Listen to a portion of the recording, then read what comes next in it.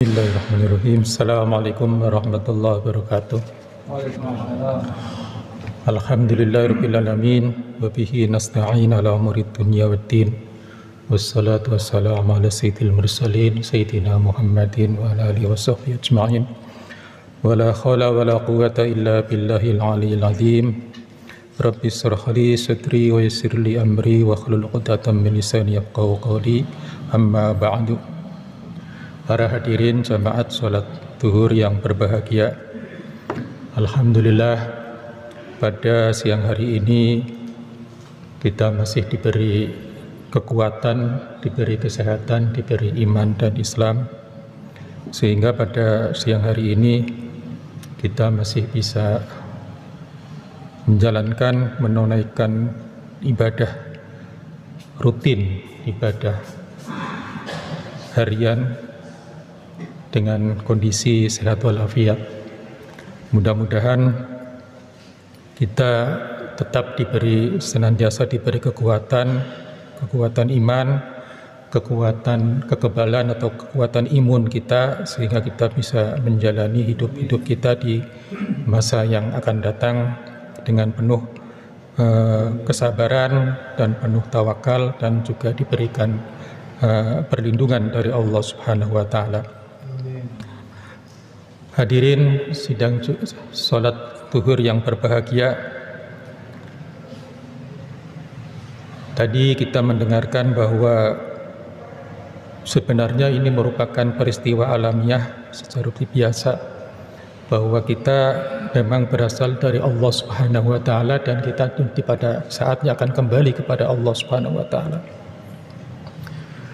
Kita berasal dari Allah, inna lillahi wa inna ilaihi raji'un, dan kita semua juga akan kembali kepada Allah. Oleh karena itu, barangkali kalau kita mau sederhanakan, tugas kita di dunia ini sebenarnya hanya untuk mengabdi. Pertama, tugas pengabdian. Yang kedua adalah tugas kekhilafahan sebagai khalifah Allah, sebagai wakil Tuhan, untuk memakmurkan, untuk memberikan manfaat sejauh mana kehadiran kita di muka bumi ini memberikan rahmat kepada alam semesta, khususnya kepada umat manusia. Itulah sebabnya dikatakan bahwa misi Islam adalah rahmatan lil alamin, wa ma arsalnaka illa rahmatan lil alamin. Jamaah salat zuhur yang berbahagia, kapan misi kita ataupun seberapa lama kita diberi tugas itu, kita tidak tahu.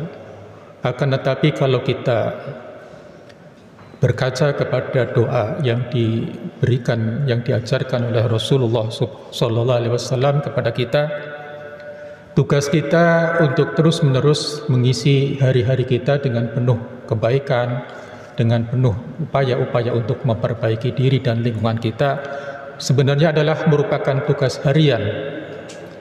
Mengapa kita katakan itu merupakan tugas harian? Karena hidup kita, anugerah kehidupan kita itu sebenarnya seolah-olah pinjaman dari Allah Subhanahu wa Ta'ala yang bersifat harian.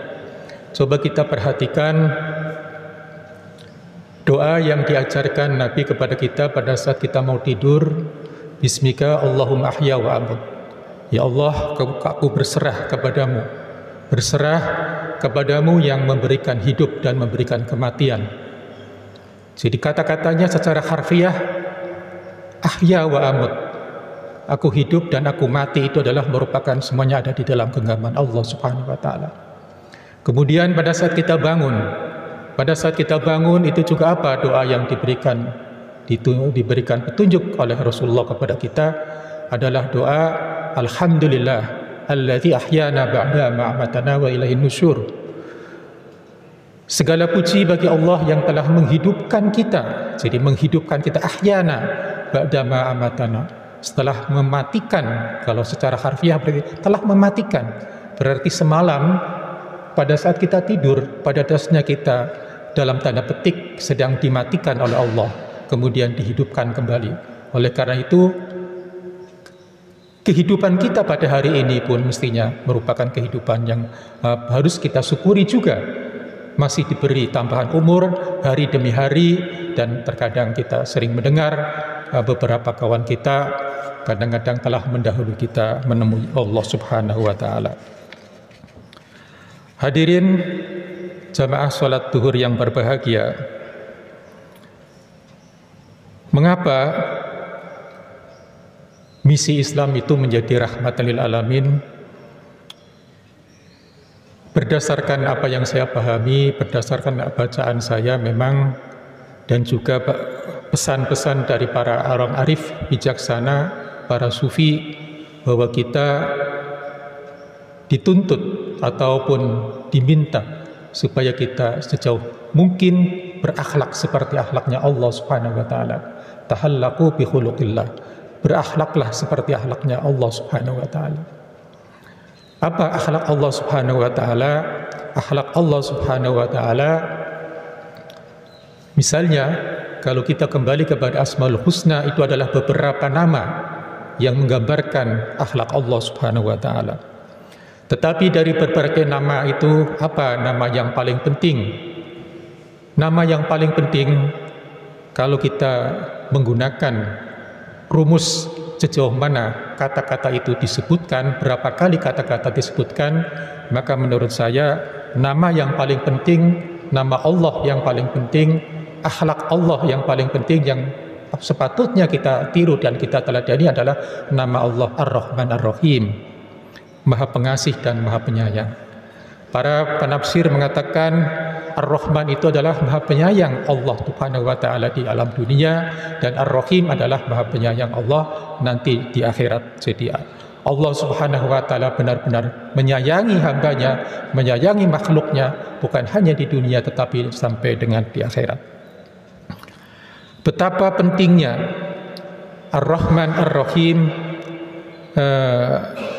sebagai nama Allah Subhanahu wa Ta'ala, sebagai Asmaul Husna.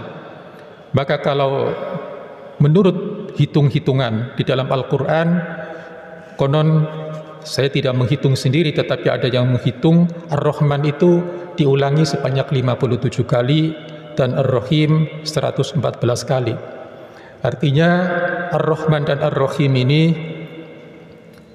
160 kali atau 170 kali,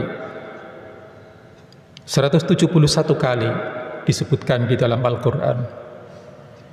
Nah, itu 171 kali barangkali belum menghitung kata Ar-Rahman dan Ar-Rahim yang ada di dalam basmalah setiap surat, karena setiap surat ada Ar-Rahman dan Ar-Rahim.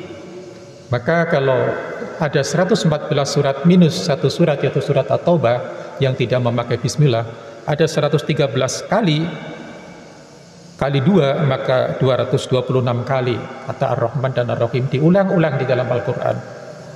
Sehingga kalau di total kata Ar-Rahman Ar-Rahim di dalam Al-Quran itu lebih dari 380 atau 390 kali. Bandingkan dengan ayat, dengan kata, dengan sifat Allah yang lain, misalnya Al-Adil, kata adil, atau yang semakna dengan kata itu. Adil di dalam Al-Quran atau yang berakar dari kata adil itu hanya disebut 28 kali. Bahkan Al-Qistu yang memiliki arti yang mirip dengan adil hanya disebut 27 kali. Kemudian yang mirip juga dengan adil, Al-Mizan, itu hanya disebut 23 kali. Itu artinya apa? Memang benar bahwa inti dari ajaran Islam, inti dari misi Islam, misi Rasulullah SAW adalah misi rahmatan lil alamin, menebarkan cinta kasih sayang kepada alam semesta, kepada sesama umat manusia. Hadirin jamaah salat duhur yang berbahagia, oleh karena itu wajar andai kata Nabi amat berpesan agar kita sebagai muslim hendaknya kehadiran kita menjadi pengaman, merasa aman orang-orang di tetangga kita, kanan kiri kita. Dakwah kita juga tidak boleh dengan paksaan. Agama kita juga tidak boleh disebarkan dengan paksaan. bahwa tradisi kita juga tidak boleh kita sebarkan dengan paksaan. Kita hargai, Islam datang dengan menghargai kearifan-kearifan lokal yang ada di dalam setiap daerah masing-masing. Sehingga berapa kali Al-Quran juga menyebut kearifan-kearifan lokal itu adalah bagian, bahkan di dalam kaidah fikih dikatakan al-adah muhakkamah, bahwa adah itu adalah bisa menjadi satu ketetapan yang ketetapan hukum juga. Hadirin sidang salat zuhur yang berbahagia, itulah barangkali refleksi, sedikit refleksi tentang yang bisa kita sampaikan untuk sekedar mengisi kegiatan sholat zuhur kita. Mudah-mudahan kita selalu berpikir positif, selalu optimis dalam keadaan apapun, karena kita tahu bahwa Tuhan kita, Allah kita adalah Allah yang maha pengasih dan maha penyayang. Hanya mungkin barangkali kita belum bisa menangkap bagaimana kasih sayang Allah dalam konteks yang seperti ini. Tapi insya Allah, andai kata kita berpikir positif, kita husnudzon kepada Allah, sebenarnya banyak sekali hikmah-hikmah di balik cobaan-cobaan yang diberikan oleh Allah. Mudah-mudahan kita bisa menemukan, kemudian kita bisa mendapatkannya, dan juga bisa menjadikan kehidupan kita menjadi kehidupan yang lebih baik. Demikianlah akhirul kalam. Wallahu muwaffiq ila aqwamit thoriq wal afwu minkum. Wassalamualaikum warahmatullahi wabarakatuh.